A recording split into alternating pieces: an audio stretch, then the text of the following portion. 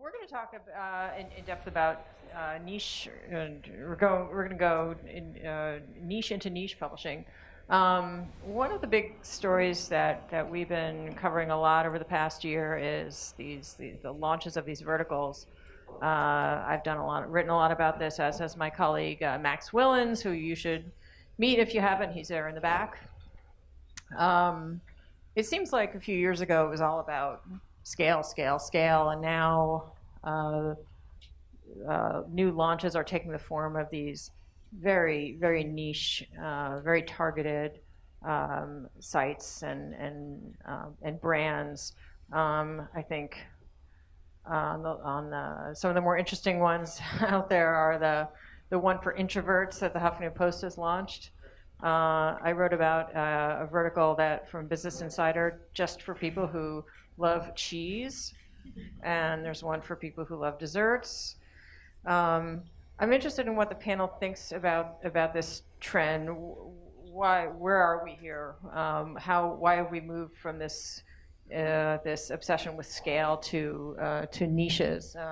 Ashish, you want to kick it off? So from our perspective, I mean, we kind of see this trend now this ourselves. Part of our verticalization strategy is addressing that. I think that we're very honest with the fact that now this jumped on this native distribution train pretty early on, and we had a pretty huge first mover advantage from that. What we're seeing moving forward, though, is as the feeds get more competitive, as every publisher and brand starts to bring more video into the feed, that kind of being everything for everybody is going to be a more difficult strategy to pursue in a lot of different ways. Just from an editorial standpoint, in terms of attracting an audience, what can you bring to the conversation that's different if you're such a broad scale-based publisher? And then on the advertising side, right? So ownership of audience is a huge question. When brands can directly target users, what is the value of having a user on a certain endpoint? So the way that we're thinking about it is a couple things. One is that quality content and unique content, original content, is going to be kind of what's going to win moving forward, as opposed to a race to a viral story. On the back of that, we definitely think that as ownership of audiences is getting really complicated, one thing in one monetization strategy, one editorial strategy, is to really own a category and own the language of interacting with that audience. So it's really more about establishing that you're the best at content and audience fit and audience match, and understanding a certain audience and being able to talk to them. So now when you can reach anybody with any piece of paid media on Facebook or these other platforms, the value prop of coming to us is that let's take Business Insider, right? If you like cheese, if you're a cheese advertiser, this is the cheese community, and we know how to talk cheese better than anyone else. Youyoung, what would you add to that? What was to the sort of the explanation for why we seem to be in this super verticalization mood right now? Yeah, I mean, I tend to agree. Where I think that being focused super a lot on specific niche communities is really a product of social media and distribution. Basically, I think back in the days of search, people were just Googling very generic things. We saw about.com really have a few great traffic months because of that. But it's interesting working at Vice. Vice has always been a very niche audience, and it started out as the Voice of Montreal as a punk magazine. And so, it's interesting being in this environment where Vice has grown with this specific niche audience. I guess you would call them hipsters. But as hipsters grow up and they start caring about politics and they start caring about global issues, Vice has been really able to scale within that niche community.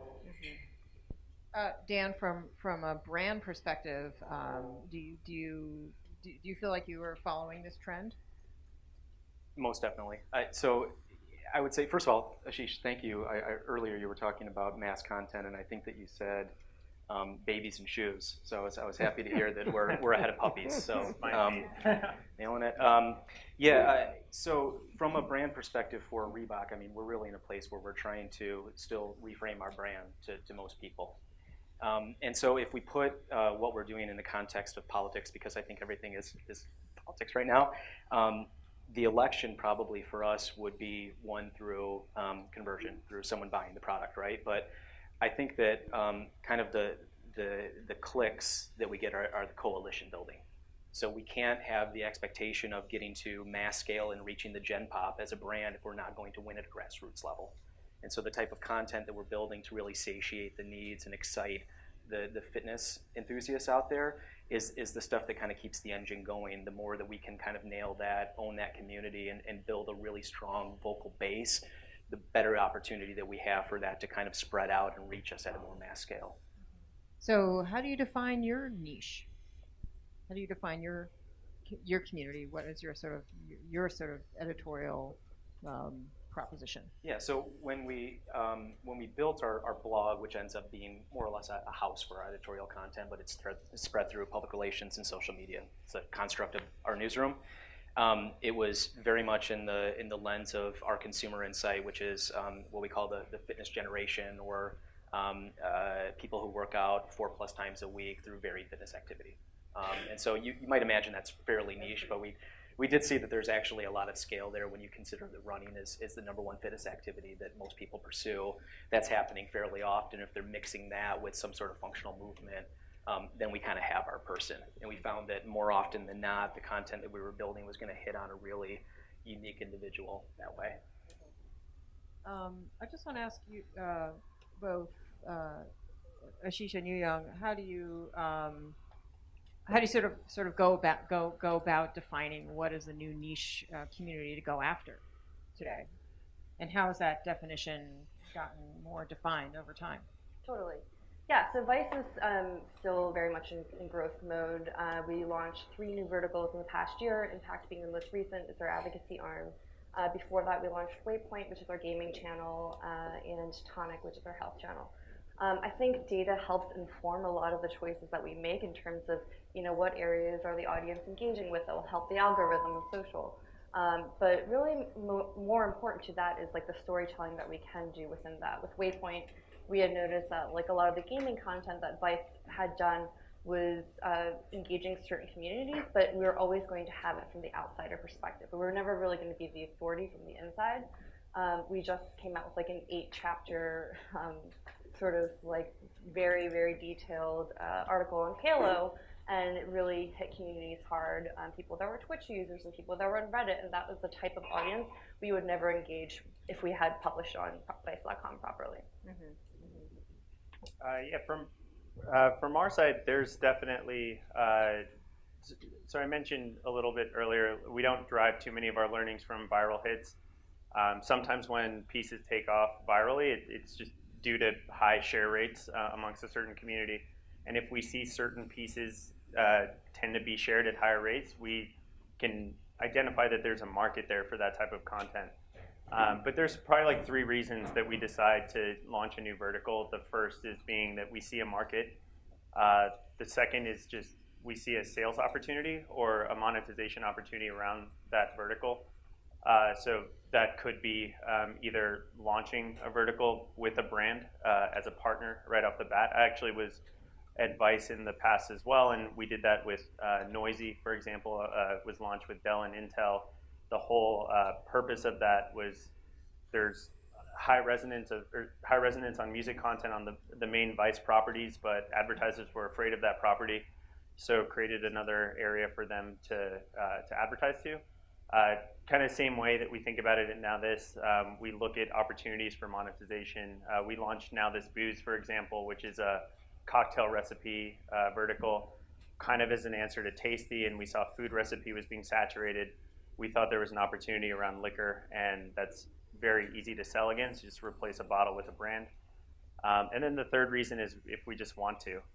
If there's a lot of passion around a certain topic internally, and we know that we can produce a high volume of quality stories around that topic, we'll pursue that as well.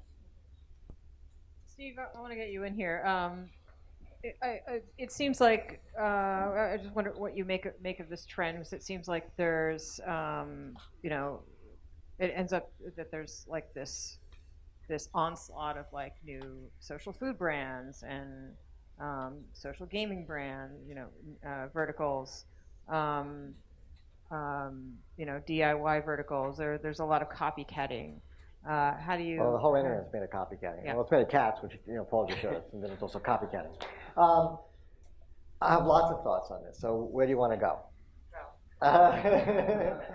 Dan's been around me a long time. He knows I can go on it. So, and so have you, Lucia. So, look, the internet was made for niches, right? It wasn't made for broad topics. It was made for and that's why Google was so successful.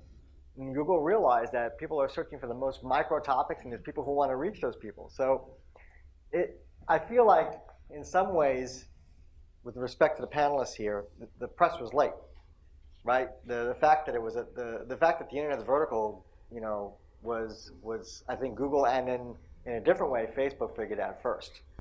So it makes a lot of sense for them to be doing that. I just don't know how many of these are going to scale. And when I say scale, I mean scale within the niche, because here's the interesting paradox. Some of these verticals are, by their nature, they're verticals and they're narrow.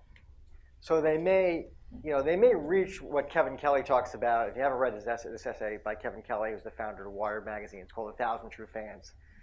To me, it's one of the most seminal pieces on kind of internet marketing that's out there. But all these verticals will reach, I think, 1,000 true fans at least. I don't mean that literally, but I mean figuratively. They'll reach that. The problem is that the advertisers won't reach the scale. So that's the dynamic. So I don't know where that goes going forward. I also think there's a brand dilution potential liability that the publishers come into, because if they're launching all these different verticals, and how many are they really seriously going to be behind? Now, I think the idea of attaching to the master brand, as Now This does, in some way mitigates that. Whereas Tasty with BuzzFeed and others, they're trying to build out unique brands. So this is natural. It needs to happen. I think it goes against the way the advertisers want to buy, and maybe the way they will buy, given programmatic. But it's natural with where the internet's going. I think also it kind of highlights an opportunity for more specifically new players as opposed to incumbents.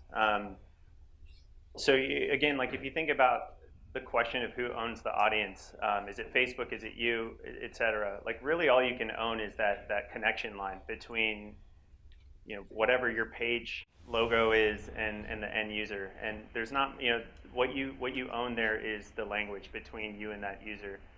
I think this represents a big opportunity for new players in the sense that you don't need to build a website. You don't need a tech stack to get content out to users. And if you can demonstrate that you can build audience around content, there's a lot more opportunities around monetization beyond advertising. I think that IP is really interesting. The fact that you can create a short form series that's 2 to 3 minutes on Facebook. If it takes off, you do another one. If that takes off, you can develop that into an 18-minute YouTube series that can ladder up into Netflix, that can go to television. There's just more outlets for creation right now, and I think it's easier for new players to essentially tap into these. To that point, though, the danger here for the publishers is that if the psychology changes and the marketers say, okay, buying scale is a 1990s or 2000s model that doesn't work today, given the fragmentation of the audiences. And the choice is, well, okay, I can sponsor one of these sites, and they're going to do that really well because they're great. But I also could take that money and invest it in my own content efforts. And if I realize that, if scale is not a concern anymore, I just want to reach the right people, I have a lot of ways to do that. Now, I think you could do that with publishers too, in partnership with them. But my point is that if this fracturing of the internet and kind of moving into niches becomes a commonly accepted way of thinking about publishing and marketing, it's dangerous for the publishers, because the marketers can say, you know what, great, I'll do it myself. I mean, Reebok does that. Yeah. Sorry, Dan. Dan used to work for Edelman, so I could put him on the spot. Do you agree? I mean, is That's there kind less of of a need? and everyone's like agreement when they sign. It says Steve Rubel can haze you for the next Signed 10 it in years. blood, For actually. the next Signed 10 in years, blood. so you can do that. Yes. I don't think that as a brand necessarily we're there, but that's territory that certainly we consider ripe. And when we're talking about kind of ownership of content, Steve talks about it a lot in franchises. One thing that we were kind of realizing early on and hitting successfully and being able to replicate was that workouts themselves are forms of content. The uniqueness of them, the originality of the workouts, and being able to ourselves produce unique workouts with an influential trainer who has reach of their own, who can share that through their social channels, and then we're able to publish through our blog, that we're able to push out through our social, that we're able to attach to emails, e-com. That in and of itself becomes a little bit of a content ecosystem that we can create and kind of close that consumer loop. Who do you think of as your competitors? Media companies? Runner's World? I still see them as partners and opportunities, but certainly we want the consumer to feel like if you see a workout, you want the synapse to say that that's probably Reebok because they've been putting out really great workout content. And so I think that we're still baselining against our competitive set because the content world, whether or not they're good at distribution, it's still being out there and it's still beautiful. And we have to understand that always. The second that we get lazy on that is the second we lose. Are publishers, do you agree? Are they running the risk of getting of sort of nichifying themselves into obscurity with brands? I don't think so. I mean, I think you brought up the word brand dilution, and even though a lot of our verticals are branded, they're still underneath the Vice main vertical. So we have like Noisy, which is our music vertical, or Thump, which is our global dance music vertical, or Munchies, which is food, but they all roll up into the Vice family. And I think part of the reason why we do have such a strong advertising presence is because people trust the Vice brand so much. And we haven't sold out. We haven't done the copycat videos. We're very particular about the kind of videos that we want to have massive reach because we understand that the moment we start getting users following our page that aren't core Vice users, that is going to reduce our engagement. So I was looking actually at some of your new verticals. You have like Tonic and Impact. I think it's in the case of Tonic, the Vice brand is not that front and center. How do you decide how much the parent brand should be evident? Do you want people to know this is a Vice brand? Yeah, I mean, why? Yeah, the URL structure is still tonic.vice.com, and there's a lot of cross-posting that goes on between our social accounts. So like the main Vice Facebook page will share Tonic accounts, but otherwise we tend to think of it as like Tonic is the way that Vice would cover. Well, it is the way that Vice covers health, but it's like young, frank advice for millennials that don't want aspirational before and after photos. They don't want men's fitness, sort of running or like lose weight in 20 days. They want stuff about STD. They want stuff about the opioid crisis, or so it's deeply investigated pieces, but that are really sort of marketed towards a younger demographic. One thing I'll say about the upside of this, if it works well, is that the internet's filled with filter bubbles, right? I mean, it's just hundreds of thousands, if not millions, of different filter bubbles that are and that's not just a political discussion. That's broad. I mean, there's people who are deep into their interests, and they get very niche. If these publications, and maybe that's the wrong word for it, these brands, these micro brands, are able to really kind of crack into those communities and become a trusted source there and stay there, the engagement can be super high. What I question is, how many of those can a company do? Can a company do?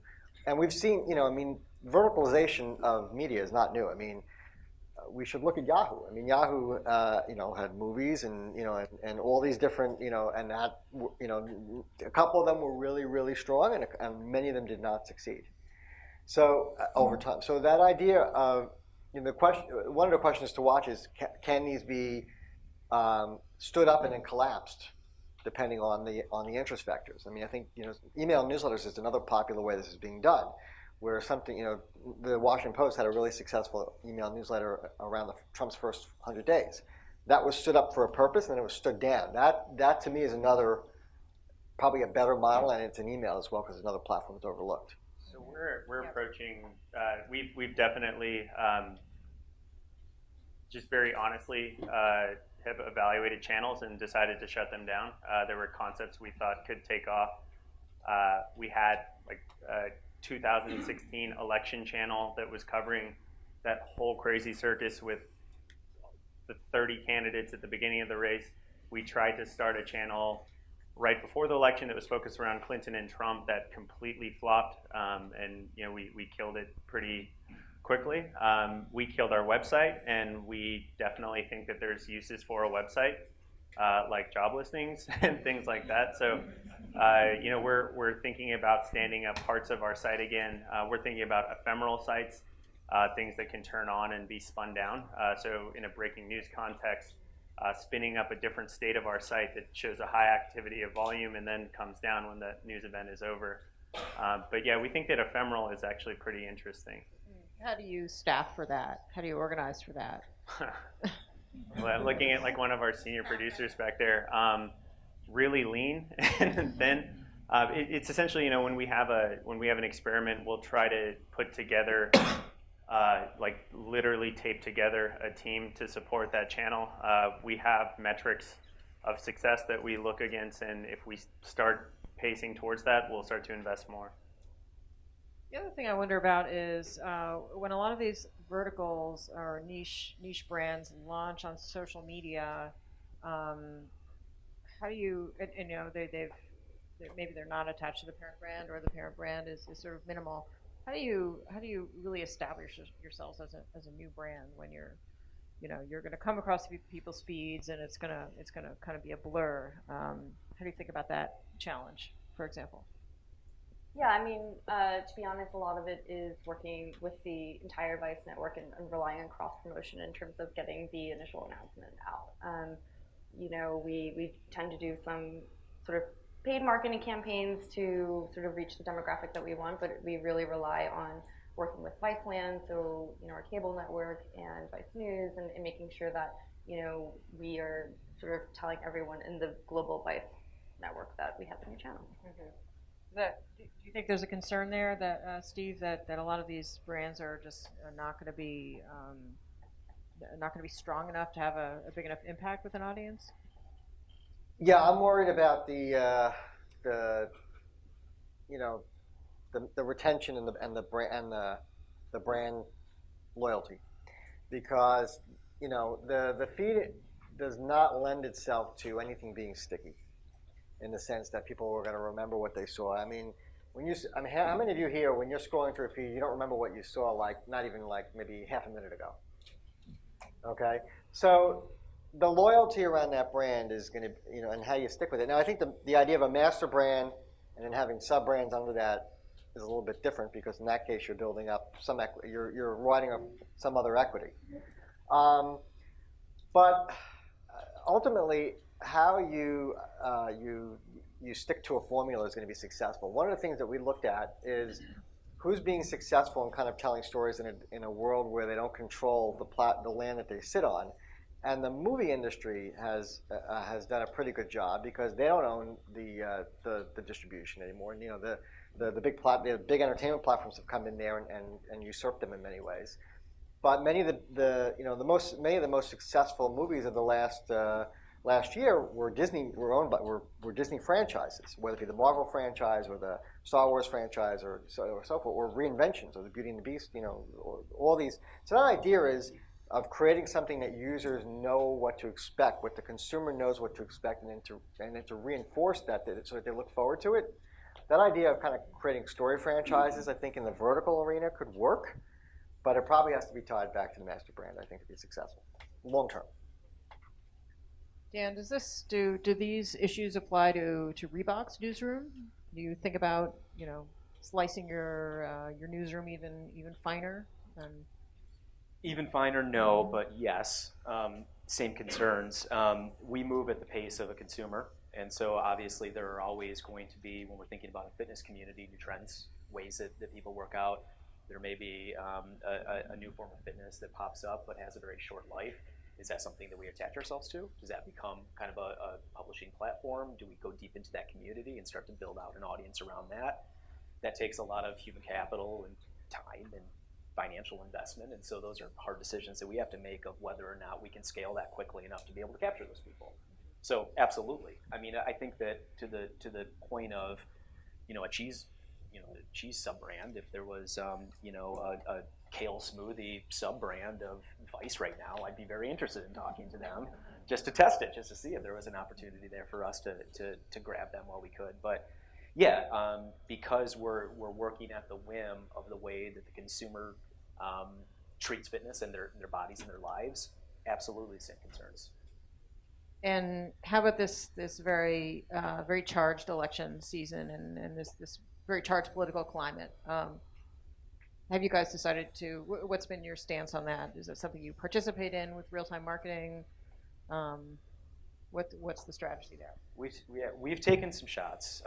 This is why I'll caveat everything that I say with the fact that you have to have brand filters. You absolutely, fundamentally have to have brand filters, and they're concrete. You can't move those based on the opportunity. You have to be able to answer hard yes or hard no. Is this going to work within the authenticity of who we are and what our consumers want? Variety of other questions with that as well. But if we can pass the brand filter with an idea, then usually I feel like it's worth taking the shot. And so we have, but it always has to work back to what we stand for or what our ethos is. So right before the last debate, we created, or had our designers create, kind of the ultimate performance pantsuit for Hillary Clinton. That would be, active chill material, so she would stay cool while she debated. That seemed like kind of a safe foray into it that worked out very well for us. More blunt was when Elizabeth Warren was dismissed from the Senate floor, and as a brand that puts itself women first and believed that we should knock down barriers for women, whether it's on the Senate floor or on the gym floor, there was something there for us. And so we created a Nevertheless She Persisted t-shirt, donated all the proceeds from that shirt to the Women's March. That one ended up on Breitbart. So there are spectrums of that. I get the butterflies in my stomach when we're thinking about the ideas because it's dangerous territory. But again, anyone at a brand who's operating a newsroom or working in this setup, if you can stick to your brand filters and honestly answer those questions, take the shot. Those are not super recent examples. Do you feel like the environment has gotten too dangerous to jump into the political news cycle? I think about Donald Trump's perspective on fitness, which is the antithesis of science. That's one. Perspective I use loosely. He believes that humans are born with a finite amount of energy. Backed by science, I'm sure. Yeah. So that's one where absolutely we're ready to go with it. We just didn't necessarily have the right mechanism to get it out the door that day when it was moving. But I would say that in our editorial meetings, in our bench sessions, it's coming up 2 out of the 3, something on the board is politically related. It's just I don't feel that there's the need to participate in it unless, again, I can feel like we have a real point of view that our audience is going to take away from that related to Reebok. Are there questions from the audience? We have about 10 more minutes. Questions for this brilliant panel? Yeah. So a few of you guys talked about kind of loyalty and building loyalty within these niches. What sort of metrics do you use to kind of see how loyal people are to each channel and kind of the parent brand as a whole? Something that's very important for us, like 30-second video views and completion rates on Facebook. Do you guys kind of measure those numbers and kind of work with them, or what's your measure? Yeah, for us, and it's becoming more and more relevant, but time spent on our assets is something that we're focusing a lot on, and retention rate is a tactic to increase that. So time is something we're thinking about on both ends of the spectrum, kind of as a currency. So we want to reduce the amount of time it takes to build assets and maximize the amount of time that's spent on those assets in the field. Yeah, I mean, I agree with that. Obviously, return users is something, especially if you're driving somewhere to like a website. I would say, yeah. I would echo time spent. That's been a key metric for us this year, and also because of the position that we're in as a brand, the content being able to capture new users. So if we can correlate that, through the attribution that this person came in from a news story related to one of our ideas, 85% of the people that were coming to that landing page to absorb that content were new to us. That's obviously a huge opportunity. One of the metrics we look at that's maybe a little bit Moneyball-esque is we look at acclaim. How much was a work that was created did it generate acclaim on the internet, which I think is often overlooked, or people talking about the work. Dan, the work people were talking about the work. Everyone on this panel, people talk about their work. What does that mean? Well, was there? I mean, probably in some ways it's a fancy way of saying word of mouth. But I mean, when you look at any kind of piece of content nowadays, was it hailed as something that was creative and special? And I don't just mean within the for marketers within the marketing industry. I mean writ large. And so when you look at, again, a lot of us, and I go see a lot of marketers every year, and a lot of marketers want to know, well, who's the other person who's exactly like me, whose wife looks like my wife, who drives the same car as me, and what are they doing that I'm not doing? It's the answers are not just for the marketers, is not with the other marketers, it's with the media companies and entertainment. And in the entertainment world, I think when you look at how they measure the value of a work, they look at it based on, I mean, you can look at it a lot of different ways, but they look at it based on, how much revenue did that work generate? Okay, so in our case, in the marketer's case, it's different. In media, there is a case about, okay, did the work generate revenue? Then it's like the longevity of the work. I mean, there are fonts that have been in use for 30 to 50 years. There's the audience, which is another metric, but then I think there's this metric of acclaim. Was the work critically acclaimed in the industry? Were the consumers saying this is great? It's another way of saying sentiment. It's another way of saying word of mouth. But that idea of kind of the earned value of the original content as a metric is, to me, one of the most important pieces. Is it just another way of saying impact? Well, impact to me means business impact. So in the case of the media companies, is it driving revenue? Is it driving brand growth? Is it in the case of the marketers, I mean, impact there, I think you're only talking about business impact. Yes. How do you do niche and scale? Or really the question is, do you try and make more money, like higher CPMs with great niches? Or do you need to do niches and scale as well in some other way? Yeah, I mean, I think how we do niche and scale is actually going back to the question that we just had, which is continually re-engaging the users of a niche environment that we found. So one of our most loyal audiences is actually with Broadly. Broadly was actually the most successful launch that we had at the time at Vice. Vice has a reputation of being predominantly male. So this was our first female-driven channel, and the thing that is the most loyal on Broadly is horoscopes. So those users come back multiple times a month, and they are very, very determined, and they will find you if you haven't tweeted out the horoscope. So, I think in terms of getting them to come back to the site, that is to us a scale that is basically increased page views, and that is increased time on site and all those other metrics. Yes. Going back to the idea of time, and specifically on lowering production time for your assets, what are some of the methods that you're investigating? It's workflows and technology primarily.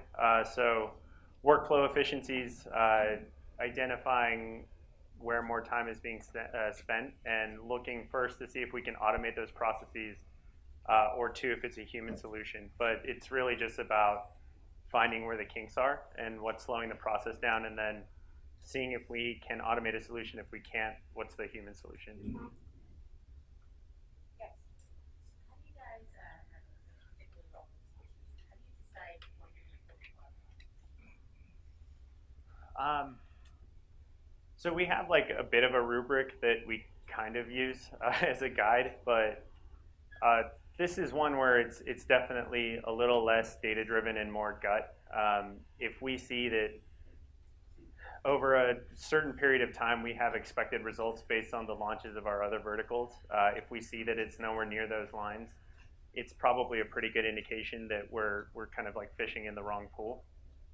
So yeah, it's not, I wouldn't say that we have a rule per se, but it is just about internally everybody being aligned at the metrics we're looking at, and just at some point having an honest conversation about if something's working or not, and if it's not, just moving away. Give an example. Yeah, I mean, I gave one about our election vertical, but I mean, like Vine, for example, is a platform that we activated on for a long time. The platform went away. There was still, so we stopped over there. There were still moments that there was a. We're still going with it. We're holding on. We kicked the tires on things like Elo that never took off, and started there, and realizing that there's not a user base developing, we stopped operating. One more question, yes. What kind of, thinking about driving so one of the was you should have this ad, right, to develop jobs. What type of efficiency did you see? What did you told your advertising partners? How much more effective, or what kind of return did you see by working with different niche channels, which is what did you get from broader scale channels? And then how does that affect the overall campaign cost? Like what's the net? I'll let Ashish take this one. Well, it's so yeah, like the way that we kind of talk about it is just it's really hard to get. We're social only, right? So it's very hard to get any kind of like third-party verified data on social. So a lot of what we have to do, and we're working with other companies on this, but what we have to do internally is build indices ourselves. So generally, what we do is we show campaign average performance across different verticals and then across different categories. So our auto campaigns on Maine do this, our auto campaigns on now this her are relatively higher engaged. So what we're essentially selling to the advertiser is a smaller scaled audience, but a much higher engagement rate, and essentially trying to prove that out through brand lift studies. But yeah, in general, I think there's a big question of how do you measure, and this might be a good question for you, but how do you measure the impact of branded content? I think we're out of time. Thank you all so much.